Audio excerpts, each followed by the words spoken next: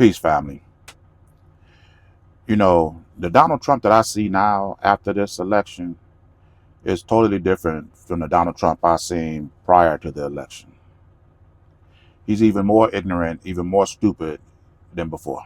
I mean, the things that this guy is talking about after this election has been certified is absolutely ignorant, void of any intelligent life. I mean, he's talking about taking Greenland from Denmark. He's talking about windmills that's disturbing the whales. He's talking about taking the Panama Canal from the Panamanian people. This is what this guy is campaigning on. And he's talking about he's not ruling out a military option to take Greenland from Denmark. This is the great negotiator that he said he was campaigning to the president of the United States. You see, if you're a great negotiator, you don't need a military to achieve your objective. You have a meeting, you can discuss the differences, and you can come about this conclusion and achieve your goals in a rational, humane way. But by you sitting up here talking about that when you become president of the United States, you're going to take Greenland from Denmark, and you haven't ruled out the military. When you start these so-called negotiations, what are the people of Denmark supposed to think? If we don't agree with what you're saying, you're gonna take what you want. And the Panama Canal, what about that? This fool is talking about changing the name, the Gulf of Mexico, to the Gulf of America. I don't want to take the time to talk to you fools who actually voted for this guy. You voted for a reality TV star that pretended to be a businessman.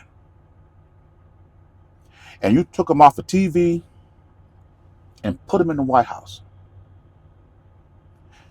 Answer me this.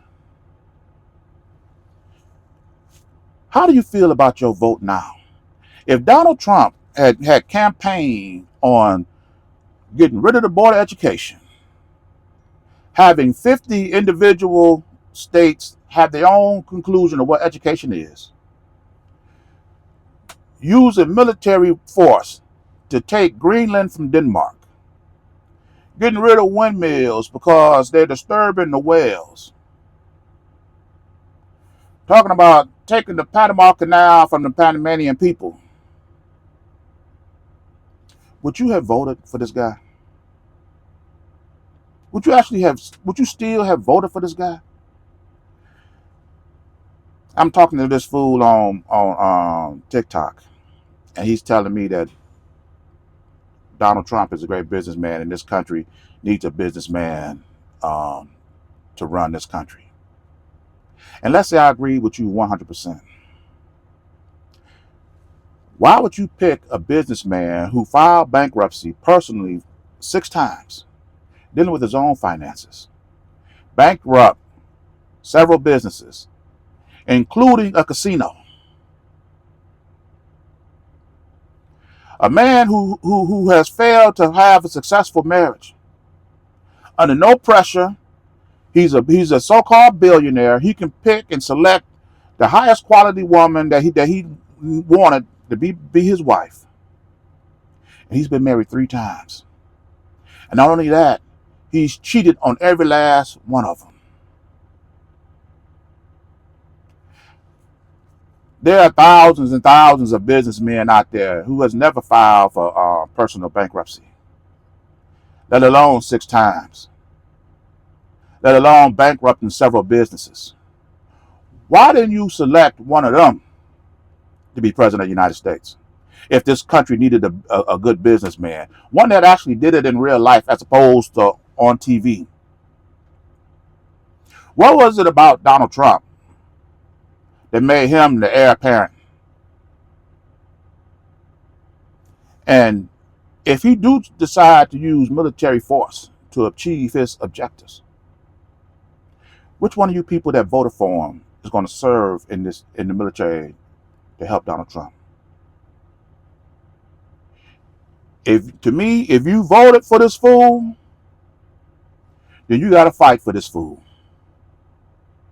Soon as he go to war trying to take Greenland from Denmark and take the Panama Canal from the Panamanian people, because you voted for him, sign up and fight for him. Because see, to me, this is campaign fraud. There's no way on earth that anybody in their right mind, had Donald Trump been talking about this nonsense prior to his election, nobody would have voted for him. This man is talking about taking and getting rid of the board of education because he wants the states to have their own version. If you can't manage one national educational standard in this country, tell me, Donald Trump, how do you navigate through each individual state having their own standard of education? If one is too complex, tell me, how do you manage 50? Michigan's educational standard is higher than Kentucky. Texas is different from Illinois. Pennsylvania is different from Oklahoma. How do you, all these different standards, how do you train children for jobs that require high skill? How do you train them?